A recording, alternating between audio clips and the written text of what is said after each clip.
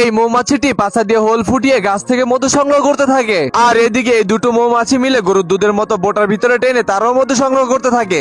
অপরদিকে এই মৌমাছিগুলো তো মাটি যেভাবে কাটে সেভাবে ফুল থেকে মধু সংগ্রহ করতে থাকে। আর নিচে এই মৌমাছিগুলো গাড়িতে করে মধু ডেলিভারি করে তাদের বাড়িতে নিয়ে যায়। এরপর সেই মধুগুলোকে সুন্দর করে পরিষ্কার করে তারপরে জাল দেয়। এরপর তারা সবাই মিলে সেই মধুগুলোকে তাদের বাড়িতে সাজিয়ে রাখে। পরের দিন সকাল হলে দুটো মৌমাছি গার্লফ্রেন্ড ও বয়ফ্রেন্ড বাইরে লুকোচুরি খেলতে থাকে, কিন্তু সেখানে একটি শয়তান মাকড়সা বসবাস করত।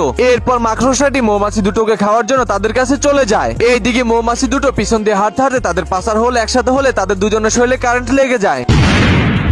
এরপর সেখান থেকে তারা দুজন দুদিকে লুকিয়ে পড়ে। এইদিকে শয়তান মাকড়সাটি তাদের দুজনে পিছু পিছু হাঁটতে থাকে। এরপর ছেলে মৌমাছিটি ফুলের ভিতরে ঢুকলে শয়তান মাকড়সা তাকে আটকিয়ে ফেলে আর সেখান থেকে পালিয়ে যেতে থাকে। কিন্তু সেখান থেকে মেয়ে মৌমাছিটি উড়ে যায় শয়তান মাকড়সার হাত থেকে তার বয়ফ্রেন্ডকে বাঁচানোর জন্য। মৌমাছিটি শয়তান মাকড়সাটাকে হুল দিতে ধরলে সে উল্টো ঘুরে যায় আর তাদের দুজনে মারামারি লেগে যায়। এক পর্যায়ে শয়তান মাকড়সাটি মৌমাছিকে এক থাপড় দিয়ে নিচে ফেলে দেয়। এরপর সেখান থেকে দৌড়ে গিয়ে শয়তান মাকড়সাটি তার বাড়ির ভিতরে ঢুকে যায়, কিন্তু মৌমাছিটিও কোনো মতে হার মানবে না, যে করে হোক তার বয়ফ্রেন্ডকে বাঁচাবে। যার জন্য সে বারবার শয়তান মাকড়সার হাতে মার খাওয়ার পরও তার